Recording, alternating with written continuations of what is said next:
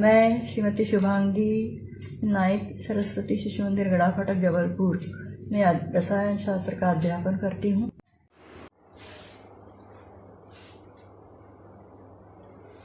कक्षा 12वीं रसायन शास्त्र के अंतर्गत जो विलयन अध्याय है, इकाई है दूसरी, उसमें हमने राउट का नियम क्या है यह देखा है।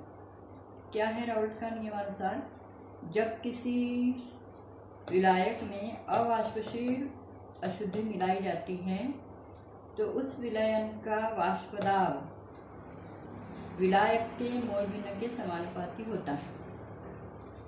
या फिर आगे हम उसको और कैसे कह सकते हैं कि विलयन के वाष्प दाब में होने वाला आपेक्षिक अवनमन विलय के मोल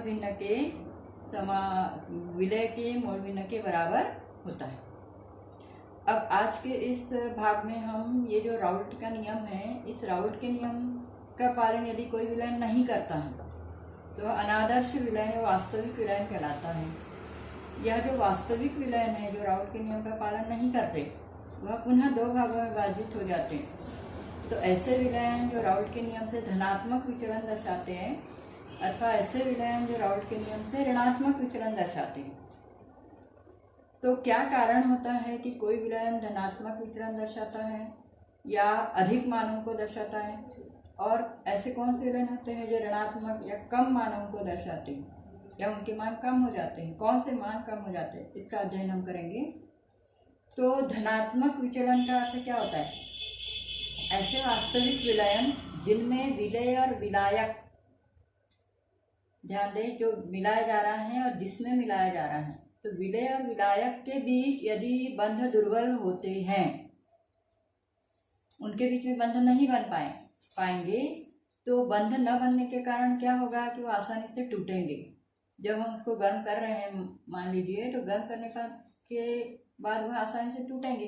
टूटने के कारण उनके वाष्प दाब में क्या हो जाएगा? वृद्धि।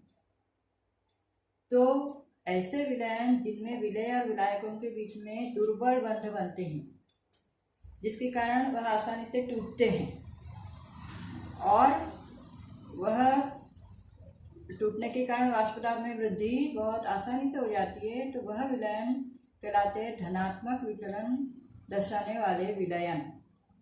और उसके विपरीत क्या होगा कि जब विलय और विलायक के बीच में प्रबल बंध बनेंगे तो वह आपस में प्रबलता से जुड़ जाएंगे। जुड़ने के कारण क्या होगा? उन्हें टूटने के लिए ज़्यादा ऊष्मा लगेगी, अर्थात आसानी से वाष्प दाब, मतलब वाष्पीकृत वह नहीं होंगे, वाष्प दाब आसानी से अधिक नहीं बनेगा।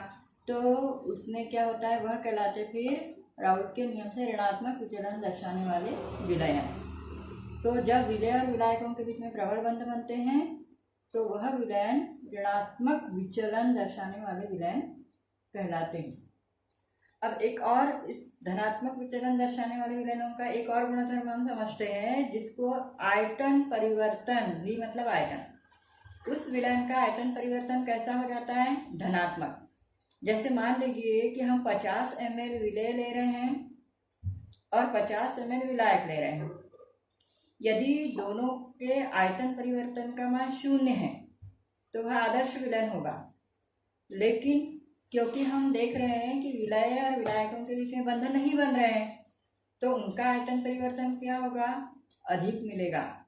50 ml विलय और 50 ml विलायक जब हम मिलाएंगे तो हमको 101 102 ml यदि आयतन प्राप्त होता है, मतलब ज़्यादा प्राप्त होता है, 100 से ज़्यादा प्राप्त होता है, तो वह स्थिति क्या कहलाती है? धनात्मक विचलन की। तो धनात्मक विचलन दर्शाने वाले विलयनों का आयतन परिवर्तन क्या होता है? धनात्मक। ऐसे ही ऋणात्मक विचलन के लिए इसके विपरीत हो जाएगा। जहां हम 50 ml विलय और 50 ml विलायक ले रहे हैं और उनके बीच में बंध बन रहे हैं, इसलिए उनका आयतन क्या होगा? कम होगा। मतलब 50 ml विलय और 50 ml विलायक लेने पर जब आयतन परिवर्तन हमको 98 मिलता है, मान लीजिए 98 ml मिलता है, तो उसे कहेंगे राउट के नियम से ऋणात्मक विचलन दर्शाने वाला विलयन। इसके पश्चात धनात्मक विचलन के लिए एंथैल्पी परिवर्तन का मान भी जो मिश्रण का होता है विलय विलायक का, वह धनात्मक प्राप्त होता है। ऐसे ही ऋणात्मक विचलन के लिए एंथैल्पी परिवर्तन का मान ऋणात्मक होता है। फिर हम क्या कहते हैं कि राउट के नियम का कोई विलयन पालन करता है तो आदर्श विलयन। लेकिन यदि राउल्ट के नियम का पालन नहीं हो रहा है, अर्थात विलयन का वाष्प दाब या विलायक के मूल बिंदु के बराबर नहीं आ रहा है, वह बल्कि ज़्यादा आ रहा है, धनात्मक आ रहा है, तो वह विलयन धनात्मक विचलन दर्शाने वाला विलयन कहलाता है। वहीं पे यदि विलयन का वाष्प दाब विलायक के मूल बिंदु के बराबर नहीं आ रहा है बल्कि ऋणात्मक आ रहा है, तो वह ऋणात्मक विचलन दर्शाने वाला विलयन कहलाता है। अब ऐसे कौन से विलयन होते हैं जो धनात्मक विचलन दर्शाते हैं, जिसमें विलय और विलायक के बीच में प्रबल बंध नहीं बन पाते? जैसे अल्कोहल को जल में मिलाते, वैसे इसमें बंध तो बनते हैं लेकिन इतने ज़्यादा प्रबलता से वह न बनने के कारण वह धनात्मक विचलन को दर्शाता है। ईथर और जल, इसमें तो हाइड्रोजन बंध बिल्कुल भी नहीं बन पाते हैं, जिसके कारण वह आपस में नहीं घुलते, इसलिए वह क्या होगा, वह किस प्रकार का विलयन होगा? धनात्मक विचलन दर्शाने वाला। कार्बन टेट्राक्लोराइड और टोल्यूइन, इन दोनों को जब मिलाए जाते हैं तो वह भी परस्पर मिश्रित नहीं होते, तो धनात्मक विचलन दर्शाने वाले विलयन कहलाते। इस प्रकार हमको ध्यान रखना है कि जब विलय और विलायक उनके बीच में बंध नहीं बनेंगे, दुर्बल बनेंगे, तो वह धनात्मक विचलन दर्शाएगा। वहीं हमें पता है कि क्लोरोफॉर्म और एसीटोन जब मिलाया जाता है तो क्लोरीटोन बनता है, एक अणु बन जाता है। 50 ml क्लोरोफॉर्म 50 ml एसीटोन को मिलाएंगे तो हमको लगभग 94-95% ml यदि आयतन वाला क्लोरीटोन प्राप्त होता है तो हम कहेंगे कि वह ऋणात्मक विचलन हो गया। जल और हाइड्रोक्लोरिक अम्ल के बीच में प्रबल हाइड्रोजन बंध बनते हैं, किसी भी अनुपात में घुल जाता है तो वह घुल जाता है, मतलब विलय विलायक के बीच में प्रबल बंध बन जाते हैं, तो ऋणात्मक विचलन। और ऐसे नाइट्रिक अम्ल जल के बीच में प्रबल हाइड्रोजन बंध बनने के कारण वह ऋणात्मक विचलन दर्शाएगा। इस प्रकार से हम अनादर्श वास्तविक विलयन जो होते हैं, जो धनात्मक विचलन दर्शाते हैं, ऋणात्मक विचलन दर्शाते हैं, उसमें क्या अंतर होता है इसका अध्ययन किया।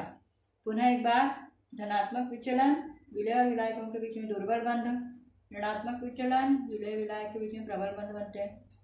धनात्मक विचलन के लिए आयतन परिवर्तन धनात्मक, ऋणात्मक के लिए आयतन परिवर्तन ऋणात्मक। एंथैल्पी परिवर्तन धनात्मक के लिए धनात्मक, ऋणात्मक के लिए एंथैल्पी परिवर्तन विलयन का मिश्रण का ऋणात्मक। और राउल्ट के नियम का पालन नहीं होता है, मतलब वहाँ के मान धनात्मक आएंगे, यहाँ ऋणात्मक आएंगे।